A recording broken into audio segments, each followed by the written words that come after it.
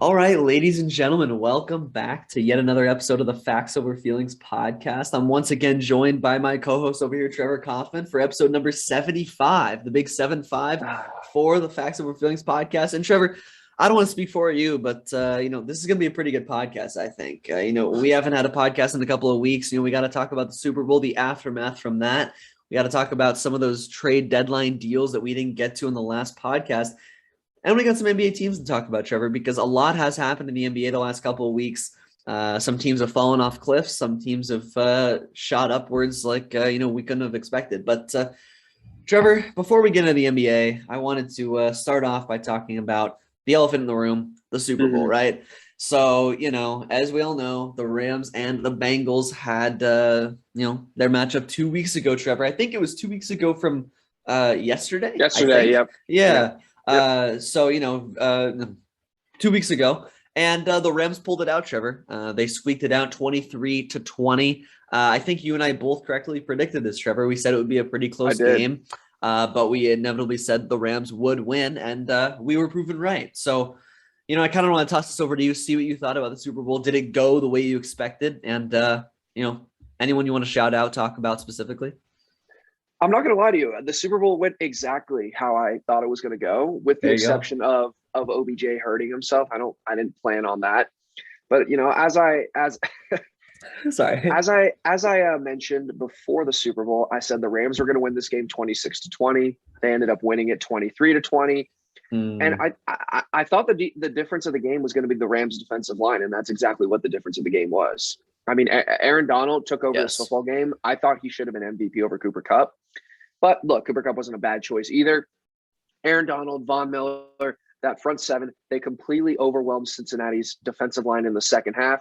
They completely took over this football game, and they're the reason the Rams won this championship. I believe Joe Burrow, on his last 22 dropbacks, Ryan, was sacked 7 times. He was sacked every 3 dropbacks. And look, for Cincinnati, your Achilles heel is the reason you didn't win a championship. You had the better weapons on that day. Your secondary played well. Your defensive line played well. But your Achilles heel really showed itself in the Super Bowl, and that is the reason why you did not take home the Lombardi Trophy. With that being said, my final thing I want to say about this game is I really want to give Matthew Stafford a huge shout out. I think this guy, and Ryan and I have talked about it, can be a little inconsistent at times. I think this guy has really shown his mettle this year, and I think he has made a strong case that he will be a Hall of Fame quarterback when it's all said and done. I want to really put into perspective the season he had, right? The passing yards, the passing touchdowns. He won 4 playoff games. He beat Kyler Murray. He beat Tom Brady. He beat Joe Burrow. And I think Matthew Stafford deserves a ton of credit. And remember, that game-winning drive, Ryan, I believe that was like a 90-plus yard drive. He went down the field without his second-best receiver, Odell Beckham, who was having a fantastic Super Bowl and a fantastic postseason. It was basically Cooper Kupp or nobody. They had no run game. They had no second receiver. And Matthew Stafford said, I'm going to win this game by throwing it to my number one guy. He made the big fade in the end zone to Cooper Kupp to take the lead. And I think Matthew Stafford deserves all the credit in the world. He absolutely was worth the 2 first-round picks and Jared Goff. And, the Rams are going to run it back, which is unfortunate for my Cardinals because this Rams team was a problem. Matthew Stafford, Aaron Donald, Cooper Kupp, Odell Beckham Jr. And I know Ryan's not a fan of Odell Beckham Jr. OBJ was huge for this team, and he made a lot of big-time plays, caught the first touchdown of the Super Bowl as well. So I really want to shout out Aaron Donald and Matthew Stafford. They deserve the Super Bowl and Cooper Kupp. But the difference of the game was the Rams' defensive line. They really took over this game, especially early in the second half when that interception happened and it felt like Cincinnati was about to start running away with it. Yeah, no, I think you highlighted a lot of good stuff. I'm going to echo a lot of your points. I mean, look, we said going in, Trevor, we said for a long time, the obvious thing was the Bengals O-line, could it hold up? And going into this game, we both knew that it wasn't going to hold up against the Rams O-line or D-line. And honestly, Trevor, it held up for longer than I thought it would. Honestly, in the first half, they did a fine job. It's just, and they ran the ball well. They ran the ball fairly well. They got worn down. And look, you shouted out Aaron Donald. I want to shout out a different guy. I want to shout out Von Miller because, look, I didn't think he had a lot left in the tank. Coming into this, playoff run, coming into the back half of this season. But credit to him, Trevor. He had a great game. He had 2 solo tackles, 2 sacks, 2 tackles for loss, and 3 quarterback hits. I mean, he was matching Aaron Donald, play for play. He was making impact plays, in the backfield, on the quarterback and, in the open field. So like credit to him because he really stepped up, even in it's got to be at least like his 10th or 12th season. I mean, he still stepped up and made some big plays. That's a Hall of Famer right there. So I just want to shout him out because that was a great job. To me, Trevor, I don't know. To me, Cooper Kupp was just sensational. I mean, there's really no other way to put it. I mean, Trevor, do you remember Stafford had to go down the field, right? They had to go down and score at the end of that game. They did, yes.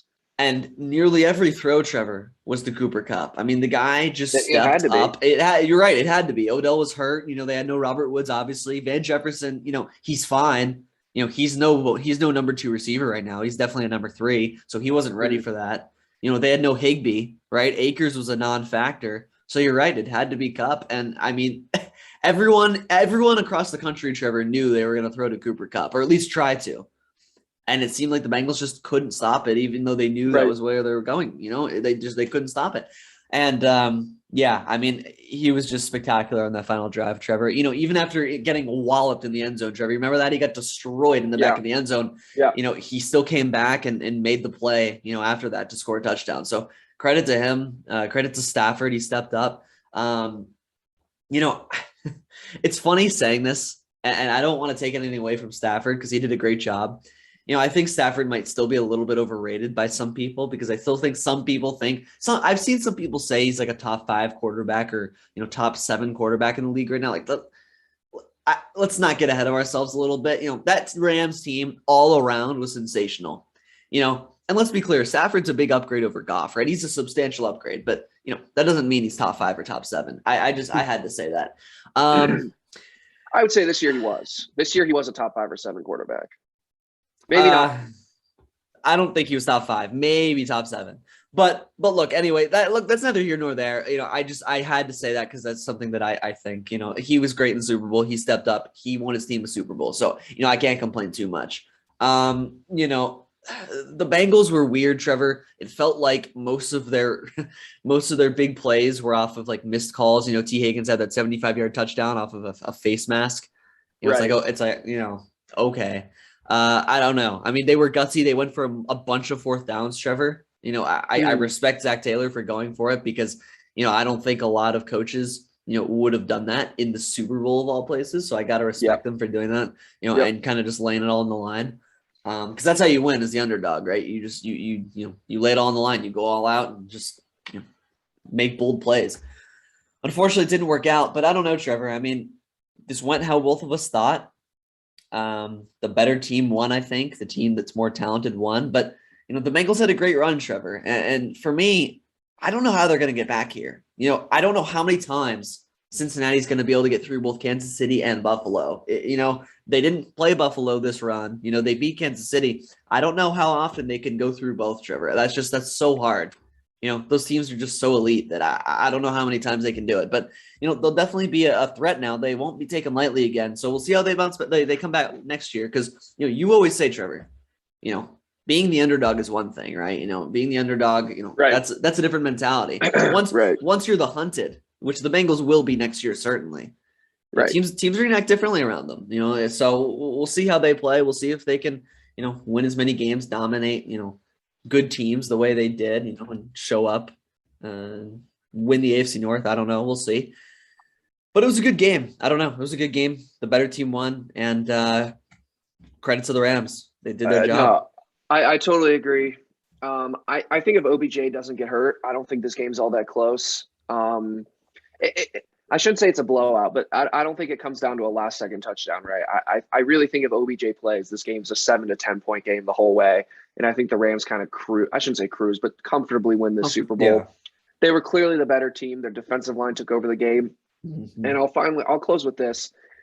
So look, Cincinnati, Buffalo, Kansas City, Los Angeles, Baltimore. I mean, you've got quarterbacks on those teams for the next 7 to 10 years. I mean, every one of those teams has a quarterback for the next 7 to 10 years, assuming Lamar can stay healthy.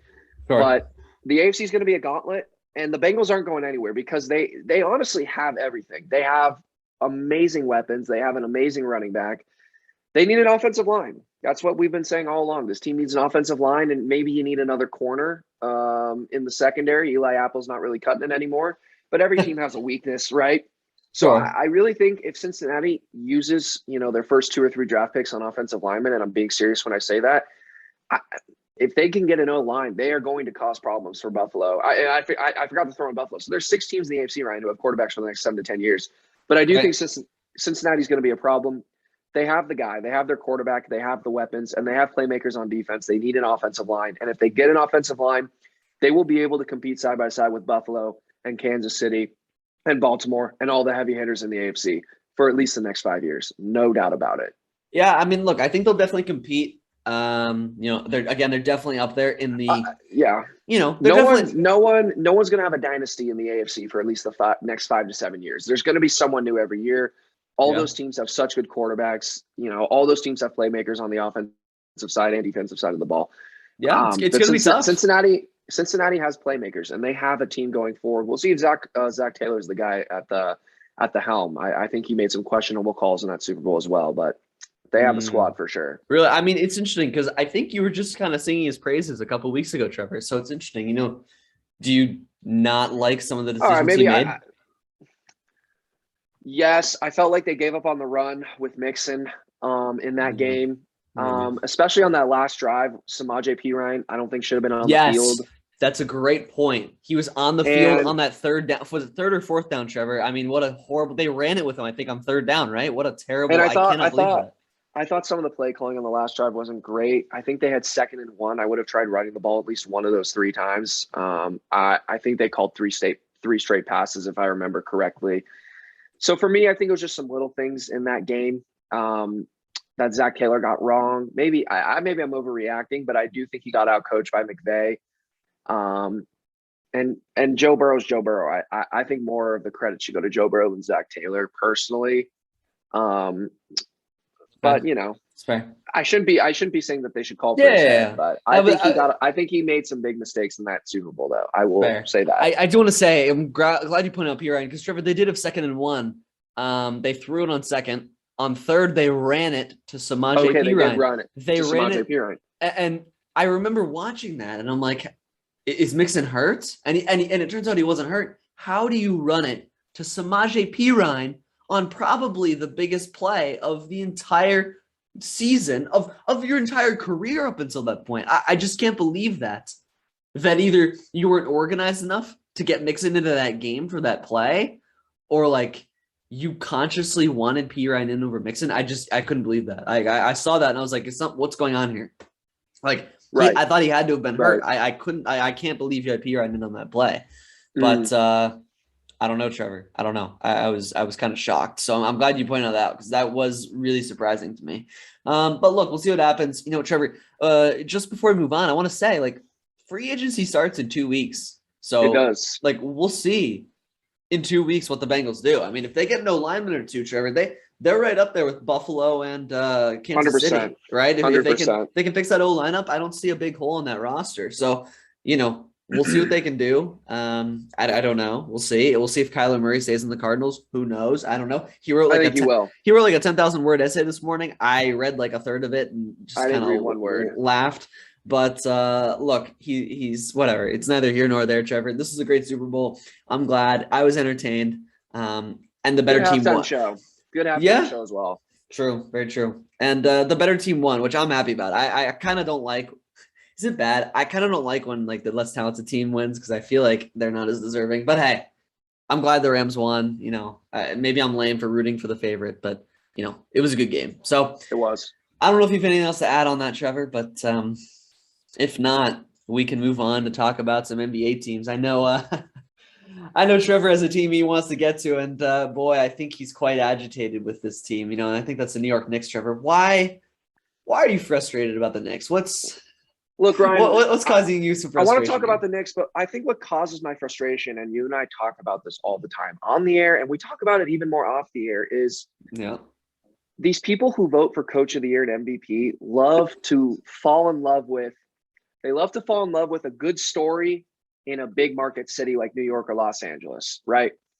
So Coach Tom Thibodeau, and we're going to talk about the Knicks here. Yeah. Coach Tom Thibodeau of the Knicks wins Coach of the Year last year. I thought it was an atrocious decision.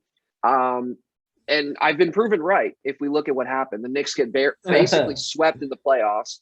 The Suns come within, maybe 5 or 6 possessions of a championship. That's neither here nor there.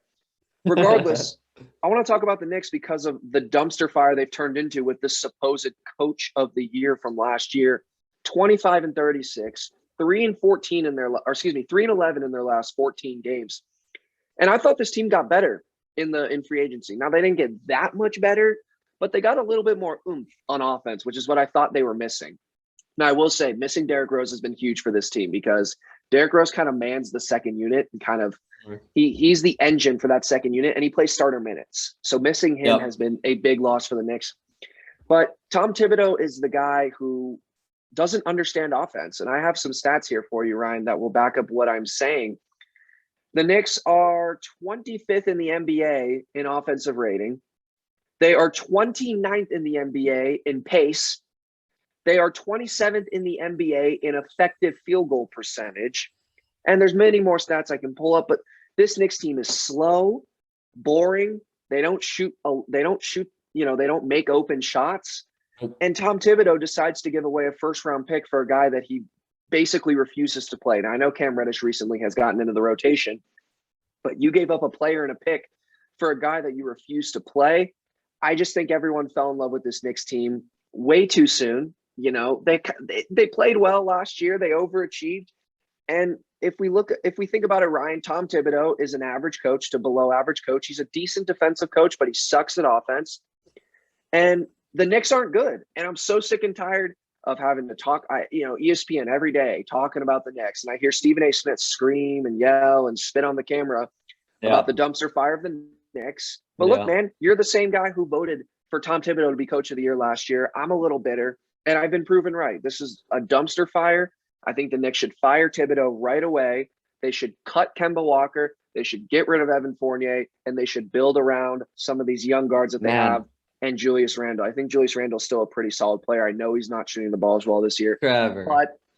But I just think the Knicks got it all wrong. The media got it all wrong. And it's what you and I talk about all the time, Ryan. It's the big market bias. They get the calls, they get the awards, and I'm sick and tired of it. And Tom Thibodeau is just another example of that. Look.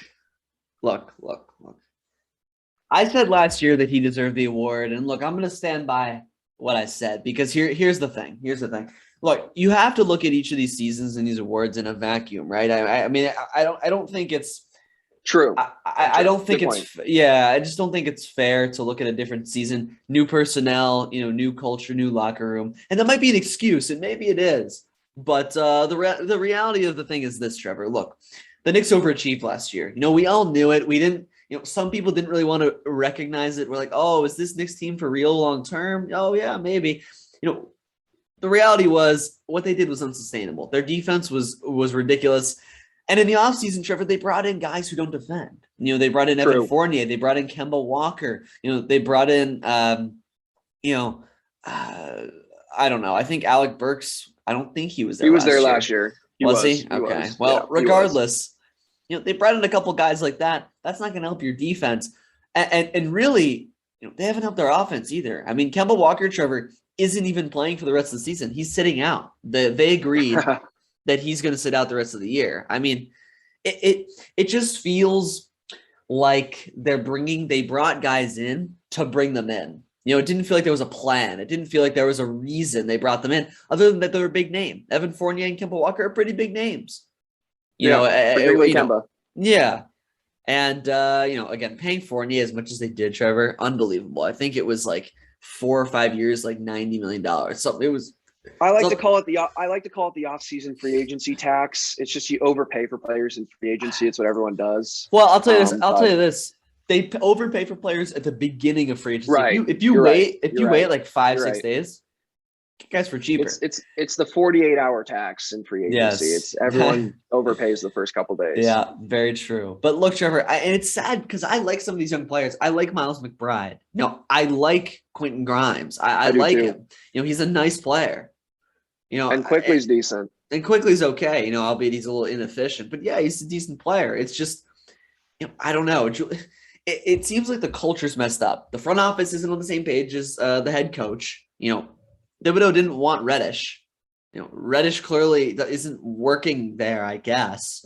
I don't know why you give up a first for a guy the coach isn't going to play. I think you bring up a good point. They brought in the wrong guys for Thibodeau to coach. They brought in strictly offensive-minded players who don't really play defense.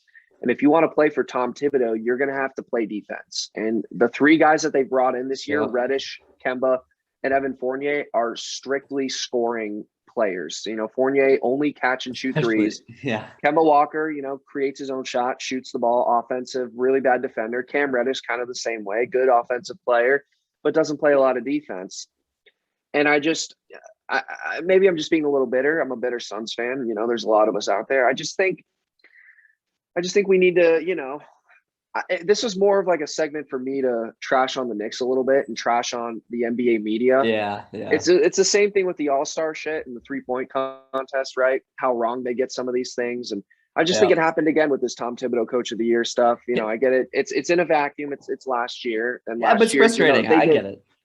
The frustration is we've seen this happen so many times and we resort back to, well, the Knicks are good again. We must give them an award. So I'm happy the Knicks are sucking this year. I'm sure Ryan is too. That's one less team the Cavs have to worry about. That's right. And that's all I really have to say about this sorry ass Knicks team. Wow. I just want to say one more thing. Julius Randle is toxic for this locker room. He feels like he's combative with the media. He yells at coaches, and it seems like he's just not getting along with the whole organization and the surrounding people in it, the media, the coaches. I don't know. He's not shooting that well either. I don't know. He's not. You're right. He's not. I think he's overpaid. They gave him an extension, Trevor, and it was not a good decision, I don't think.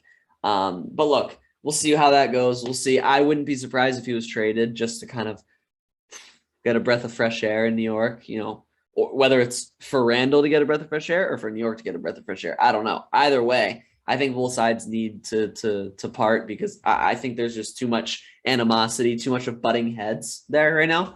But we'll see what happens, Trevor. Look, the Knicks aren't making the playoffs. They're a bad team, and they're probably going to fire Thibodeau. So we'll see what happens. But I think, Trevor, we can move on from the New York Knicks and talk about the other team.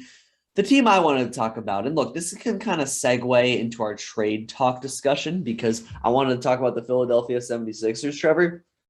And this can go hand in hand with the James Harden trade that they did 2 weeks ago, Trevor, because Harden's a Sixer now. You gave up Ben Simmons, Seth Curry, Andre Drummond, and 2 firsts for him. And, when I first heard about the trade, I wasn't really sure what to think, Trevor. I wasn't really sure what to think. I thought that they kind of gave up a good amount for Harden. And I wasn't sure how he'd pair with Embiid because I think I told you off the air, I think the less Embiid has the ball, the better for the opponent. But I watched them the other day, and granted, this is against the Knicks, so, take it with a grain of salt. But, Harden had 16 assists. Embiid had 27 free throw attempts. I mean, they might be the most annoying duo in the NBA to play against, Trevor. 40 free throw 100%. Attempts a game between the two of them. I could just picture it. It's going to be dreadful. But, I think Harden could actually work. And here's the scary thing, Trevor.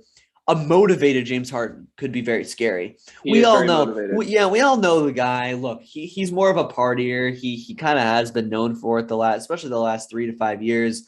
There was a video and a picture I saw of him after the game against the Knicks, Trevor, and it was of Embiid and Harden working out in the gym after the game.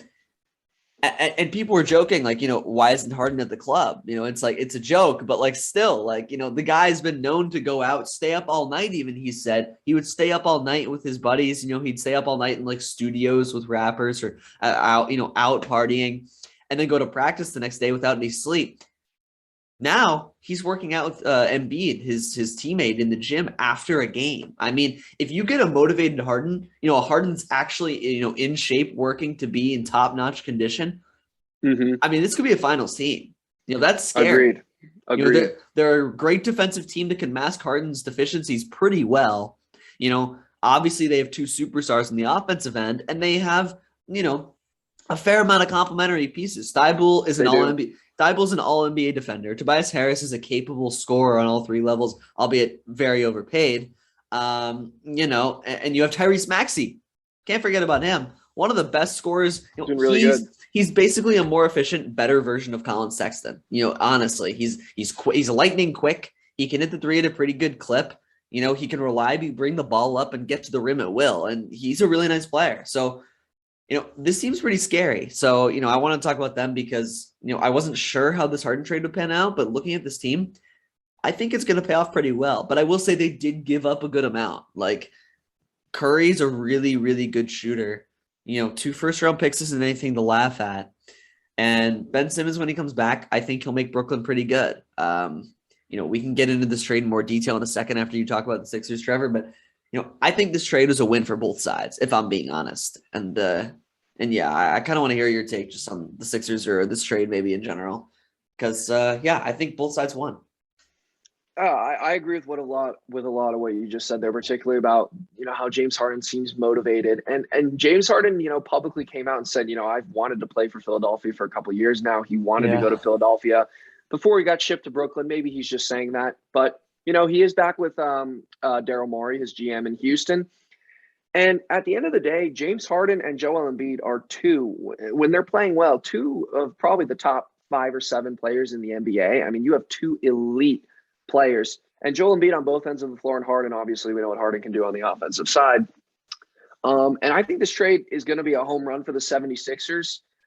And I know it's only been 2 games, right? And they're kind of in the honeymoon phase where everything's going well. You've won your first 2 games. You're getting workouts after the game. We'll see. Harden, there tends to be a deteriorating relationship with James Harden, particularly when he plays with other superstars, guys like Chris Paul, Russell Westbrook, among others. So they might just be in the honeymoon phase. Everything might just be all good right now. We'll see what happens in the playoffs.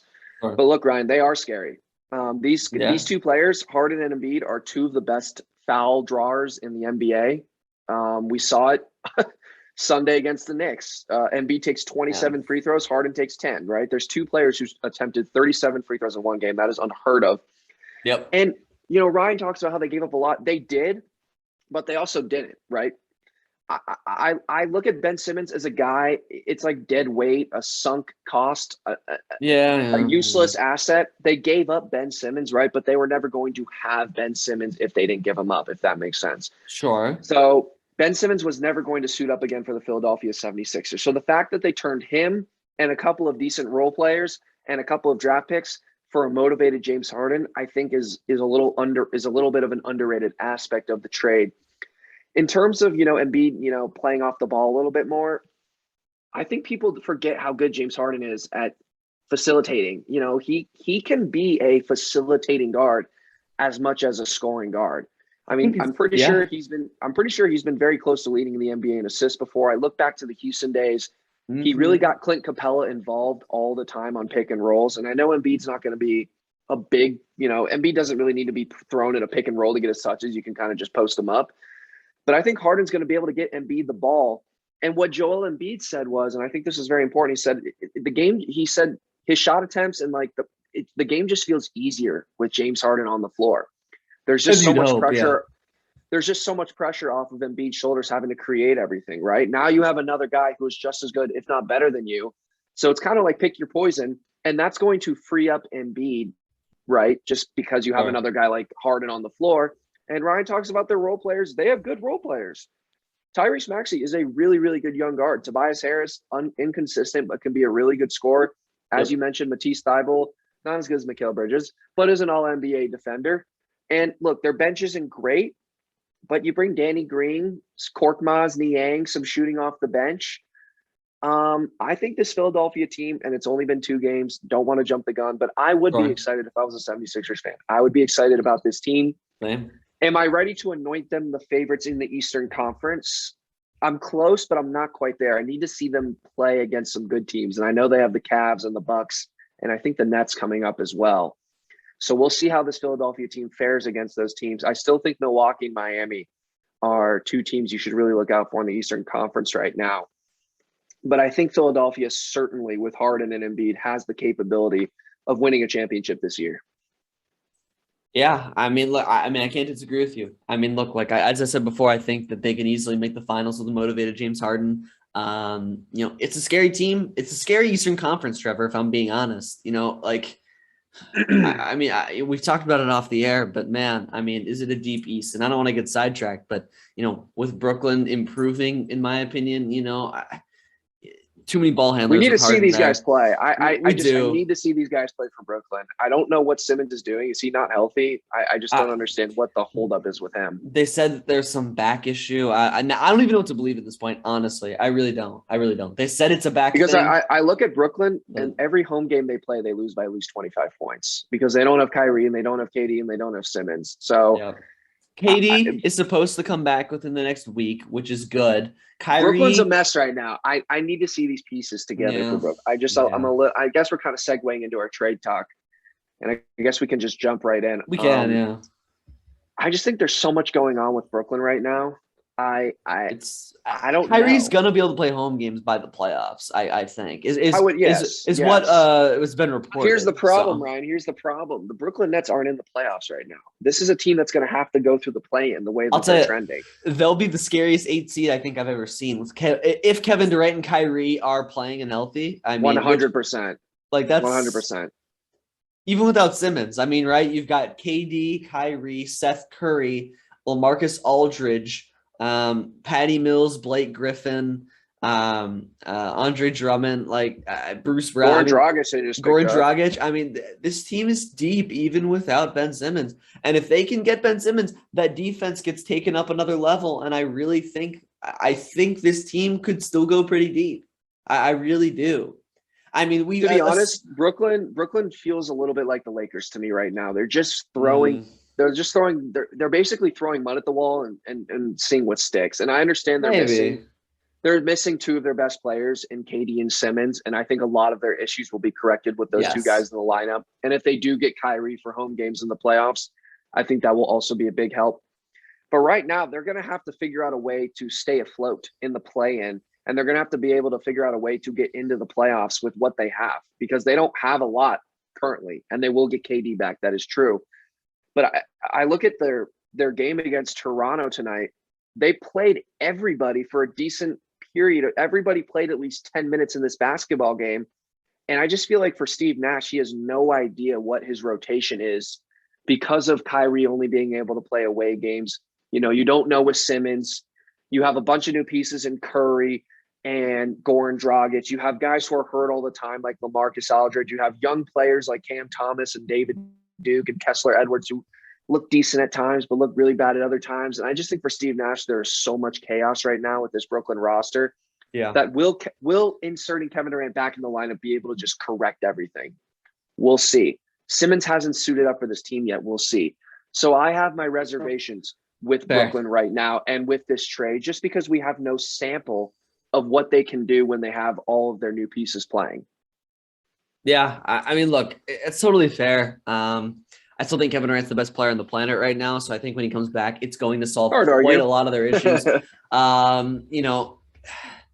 don't know. I really think, Trevor, and it's easy to say this, but I think it all hinges on if Simmons will play. I mean, look, there's so much. And he seems like he's getting along from what we've seen. It seems like it. Everything we've seen publicly makes it look like he's getting along with people. I mean, there's so much ambiguity. So much. It's just so vague. I don't know. I can't even speculate. I don't know. I saw a very interesting take on this. I think it was on the TNT show with Barkley and Shaq, and they said this is a next year move for the Brooklyn Nets. Not that they're giving up on this season, but this might be a next year type of move when you can maybe reload a little bit in free agency. Now you have a little bit of roster depth and defense with Simmons.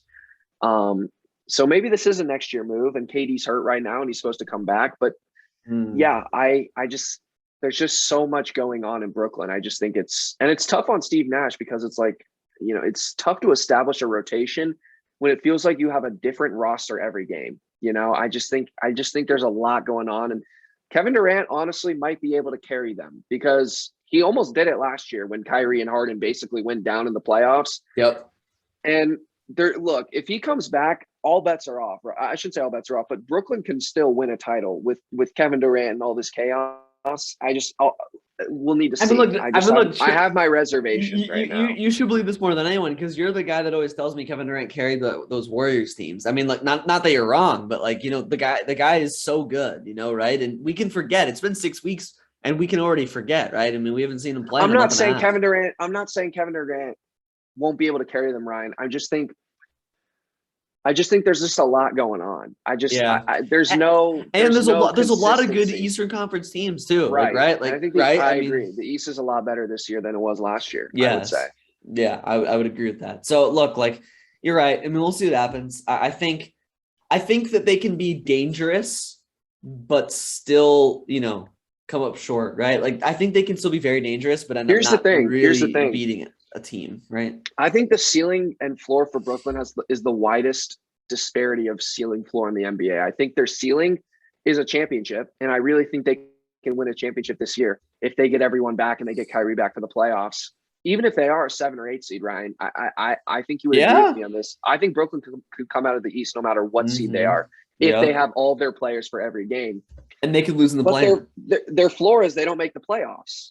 I think. I just think that's my issue is I have no way to gauge this Brooklyn team right now. So, but I think they have all the talent and they have all the capabilities in the world. So, yep. No, I definitely agree. And I think, Trevor, with that, we can move on from this trade, from this topic. I think we had some good stuff to talk about there. And look, I honestly, I don't even know why I put this on the slate for today. I kind of just gave Trevor an opportunity to brag about the Phoenix Suns, who have lost two in a row. Who have lost two in a row now. It's nice. They're finally in the double-digit loss category. It's been about 55 games or 60 games before they got there, but they finally got there. Trevor, I'll let you, brag about your Suns for a second. What? See the song title right here, Ryan? It's called Purple Rain. Purple Rain. Yes. We got Torrey Craig back. Purple Rain. Just wanted to throw that out there. Oh my gosh. Trevor, Torrey Craig and Aaron Holiday. What did they give you, honestly? I think Torrey Craig more so than Aaron Holiday, but now Aaron Holiday is gonna have to step up a little bit. I think these moves are just depth moves for the playoffs. I think Torrey Craig will get playoff minutes. Aaron Holiday might, depending on what CP3 and campaign situation is health-wise. But look, these moves are just simply win now, depth, playoff-oriented moves. We gave up a pick. We didn't give up a pick. Wait, we gave up a second rounder, I think, right? And Jalen Smith? Yes. Gave up a second rounder and Jalen Smith for Torrey Craig, which is kind of a lot if you think about it. Smith is decent. He's playing. Yeah, he can play, and he's young. He's playing good basketball. Yeah. So we gave up some future assets to try and help us win now. I think I've talked to you about this, Ryan. The whole reason we traded Smith for Craig is one, we're not going to re-sign Smith after this year. You declined. And number two, Torrey Craig will get playoff minutes. Jalen Smith would not have. And we brought in Aaron Holiday because I don't think we believe in Elfrid Payton, and Elfrid Payton kind of sucks. So I'm kind of glad that we did bring in Aaron Holiday. He can score. He's going to give us, without our guards right now, he'll give us 12 to 15 minutes off the bench. He might see some playoff minutes depending on, like I said, the health situation of Chris Paul. These aren't big splashes, right? It's not the James Harden trade, but these are the little moves that championship teams make that could be the difference. I think, oftentimes what oftentimes is the difference between two great teams in a championship series is the production of, your role players, because your stars are going to show up. Your stars are going to, do their thing. We saw it last year with Giannis and Booker. Sure. But the role players, the guys who might, go after the loose ball, the hustle plays, the blocks, the energy. It's those things like that, because the teams are both so good. They're so skilled. You need a little bit more oomph from some of your guys that might not have as big of an impact on the score sheet. And I think that's what the Suns are going after here. But yeah, that's all I really got to say. I'm happy to see Torrey Craig back. I know from an emotional aspect, Suns fans really like him. I was very happy that he came back. The quadruplets, as I like to call them, with Torrey, Jay Crowder, Cam, and Mikal are back together. They all look really good, by the way, Ryan. I know you think they look good. It's okay. Look, can I just say one thing? Can I say one thing? But in all reality, real quick, they aren't big moves. No. But they might be the difference. You never know. Yeah, and look, their moves with the playoff rotation. I think you said it right. Torrey Craig's going to get minutes in the playoffs. Jalen Smith wasn't, and Jalen Smith was going to get released at the end of the year anyway. It was going to be a free agent. It was fine. A second round pick to get your boy back. That's fine. I do want to say, I think getting Aaron Holiday highlights the one mistake that James Jones has made as GM. And that was something that I called back in the offseason, at the beginning of the season, Trevor, actually. And it was the signing of Landry Shamet to a 4-year, $44 million deal. I said prior to the season starting, that was a mistake. I said at the beginning of the season that it was a mistake. It was an overpay. And it looks like, look, it's early into the contract, but it looks like, from Suns fans' reactions, from talking to you, from watching him play, that I was right. I don't think he's really been worth $11 million this year. I mean, no. Trevor, tell me, is he playing consistent minutes even? Is he getting 15 minutes a game or so? Is he doing anything with those minutes consistently? He was hurt. He was hurt for a while. He does, I would say, consistently, see the floor. Okay. But I agree with you. I agree with you, Ryan. We definitely need to see more from Shamet. Yeah. He has not showed up. His shot has not been good this year, and that's the one reason, right? Didn't we trade for him because he can score? Yes. He hasn't been great. Offensively, he's not a great defender. He's been very inefficient at times. He's been very hit or miss. He was okay at the beginning of the year, but he has not played well recently, and he was hurt. So he is trying to figure out his way probably back into the swing of things. But I agree. He, for right now, has been an overpay, and I simply need to see more from him because I don't like what I'm seeing right now. But sure. Still a lot of time left for him to, he's still got 3.5 more years. So we'll see what he can do. If you keep him for that long. I mean, hey, look, honestly, if he keeps us up, I don't know. But look, I just wanted to point that out because I don't know. I mean, as you said, Craig and Holiday weren't really big moves, but, getting another guard in Holiday kind of made me think about Shamet a little bit and kind of like if he had played up to his, $11 million a year mark, maybe you wouldn't have felt the need to trade for another guard. I don't know. But, I guess they do kind of do different things, but still, the point still kind of stands. Trevor, I think we can move on from talking about, Phoenix Suns, thank goodness, and talk about our final trade of the day, final topic of the day. And this is a really interesting trade, Trevor. And this was the Mavericks trading Kristaps Porzingis to the Wizards for Spencer Dinwiddie and Davis Bertans. Now, look, I didn't see this trade coming. I don't think anyone saw this trade coming. And to be honest, a lot of people didn't like this for Dallas, Trevor. But I do. I really do. I think that, it's interesting that people are like, man, they gave up Porzingis for almost nothing. And it's like, well, I mean, the guy doesn't play. I mean, right? The guy, he plays half the games in a season, every single season. He doesn't fit very well with Luka. He plays better when Luka's not on the floor, which isn't really what you want from your number two. And, Dallas was needing another floor general when Luka wasn't able to be out there, right? And that's exactly what they got in Spencer Dinwiddie. The guy's a very capable, floor general. You can run an offense and play solid defense. The guy's 6'5". Right. He's a pretty tall point guard. So, they have pretty tall, point forward point guards, whatever you want to call them, in Luka and Dinwiddie. And I think it was a good move. Dinwiddie, Trevor, he's a nice player. We forget he was really good on Brooklyn before he tore his ACL. And, I just want to say, just the other night, Trevor, just 2 nights ago, when Golden State played Dallas, Dallas came back, Trevor. I think they outscored them by 20 in the fourth quarter. Mm-hmm. And a large part of that was because Spencer Dinwiddie was fantastic. He was a team high plus 17 in box plus minus. He had 24 points for 10 for 14 from the field, in 30 minutes. 4 boards, 5 assists. I mean, that's exactly what they need. They need a guy who can come out there when Luka sits, or when even Luka's on the floor and create his own shot reliably, right? They have a ton of shooters around Luka. They got, Kleba, Finney-Smith, Bullock, Bertans, and Hardaway when he's healthy. They don't have a lot of guys who can reliably, consistently create and run the offense. And Dinwiddie is that guy. So, I got to give him credit because I think this is a nice move. I think getting off of a hurt Porzingis who doesn't fit with Luka was a good move as well. That was addition by subtraction.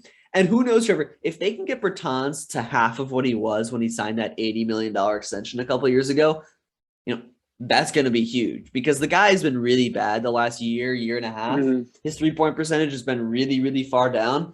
But if he can get decent, Trevor, if he can get some nice, which he will get nice open looks from Luka and Dinwiddie, running the point, if they can get him to a decent level, I mean, that's another 3-point shooter they got on that team. So I think this is a good move by Dallas. I was happy about this. Washington, it feels like another hopeless move, to keep Bradley Beal in town. That's not going to work. Porzingis might play well with them for a little while. They might creep around the play-in or the 8 seed, but this doesn't move them closer to genuinely winning a playoff series. So I feel like this is like I guess like trading salary for salary, trading for a semi-big name, maybe making a little bit of noise next year with Beal and Porzingis. But, I wasn't a big fan of this for Washington. I don't know if you disagree, but, I feel like it was kind of a move to make a move kind of thing, I agree. I think ultimately for Dallas, they were kind of seeing this play out that Luka and Porzingis just wasn't going to work together. It just wasn't a good pairing.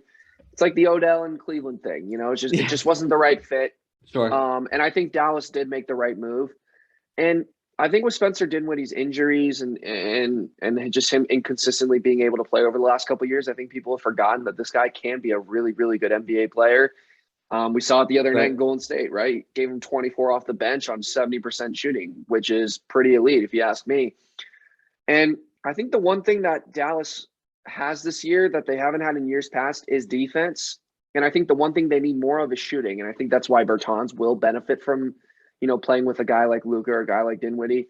Dallas actually hasn't shot the 3 ball very well at all this year, which is kind of odd because years past it was a very offensive heavy team with not a lot of defense versus this year.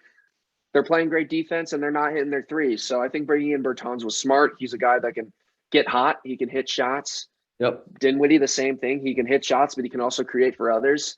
And I think the interesting thing that Dallas is going to have to deal with in the offseason is what do you do with a guy like Jalen Brunson, right? You bring in Spencer Dinwiddie and Luka.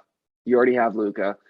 So seemingly that's your backcourt, right? But Jalen Brunson's been really good at times, and he's really proven himself to have a role on this roster. So I think that's going to be an interesting thing for future years. But in terms of for this year, I think it's an excellent trade for Dallas. And for Washington, here's the thing. We've seen what Porzingis can be when he's healthy. He can be an all-star caliber player. I kind of agree with you, though. I think it was a last-ditch desperate effort by the Wizards to bring in a big name to keep a guy like Bradley Beal. They might put up big numbers together, but will it translate to a lot of wins? I agree with you. I don't, especially in the Eastern Conference now, which seems to be the deeper, better conference. Yep. But I like this move for Dallas because Dinwiddie can defend and Bertans can hit threes. And I think that's two things that Dallas will pride themselves on if they want to make a deep run in the playoffs because they shoot a lot of threes. They do. And, guys like Finney Smith and Reggie Bullock, who seemingly are three-point shooters, have not shot the ball as well this year. Tim Hardaway Jr. is hurt right now. Especially Bullock, by the way. Bullock has not shot well. Yes. So I think for Dallas, this trade makes a lot of sense. Yeah. The most interesting thing, as I already mentioned, is what they're going to do with Jalen Brunson, who's played well for this team. Mm-hmm. But I think Dinwiddie's better long-term. So for Dallas, I agree with you, Ryan. I think Dallas did win this trade. And look, as a Suns fan, Dallas is a team that I wouldn't love to play in the playoffs. I'll just throw that out there right now. I think Dallas has the best player on the floor in Luka. A couple Luka buzzer beaters wouldn't make me too mad. I'll say that. And they defend, and I think they have a much better roster. They have a much better roster fit now with this team. I want to say one thing before we wrap this up. I want to say I'm really glad you pointed out their defense because their defense, Trevor, has been a big, big, big difference from other years. Their defense in past years has been average. It's been fine. It hasn't been terrible, but it definitely hasn't been as good as it has this year. I want to give some credit to Jason Kidd because, look, like Carlisle was there for a while. I didn't know how well he would be replaced, but it seems like they're playing really good team defense, and right. I believe they're doing a similar thing to the Cavs where they're bringing back zone into the NBA, which isn't very common. And it's not run, and they don't run it all the time. Neither do the Cavs, but they run it in spurts, and that's how they go on runs. You run like a 3-2 zone, and it confounds teams. And so I got to give them some credit because they're doing a really good job on that end of the floor, and so that's why I wouldn't say that they're as easy as an out. And I wouldn't say they're an easy out in past years, Trevor, but they weren't like a legitimate threat. However many buzzer beaters Luka made, you didn't really think Dallas is going to like make a push, deep into the playoffs. But this year, Trevor, when offenses tighten up, defense gets better. Dallas could be there. Dallas could just smother teams on the defensive end. So we'll see what happens, Trevor. If they can hit their threes consistently, watch out. This team could actually be kind of dangerous. But I don't know. I mean, we'll see if their defense can stay elite. They could win a series or two. I agree with you. And I look at the Western Conference. I think it's going to be a lot about matchups. Dallas, Utah, first round, Ryan. I would go Dallas. I'm not a believer in the Utah Jazz. I know they just beat my Suns. I think Dallas can make some noise in the playoffs. I think it's going to be all about matchups, though, as it sometimes always is all about matchups. But sure.